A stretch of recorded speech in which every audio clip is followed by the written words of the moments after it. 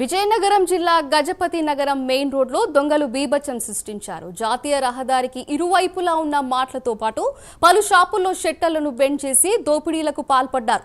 8 షాపులకు shelter belt చేసి ఉండగా భారీ ఎత్తున చోరీకి పాల్పడ్డారు. దీంతో గజపతి నగరంలో వ్యాపారస్తులు స్థానికులు బెంబేలెత్తిపోతున్నారు.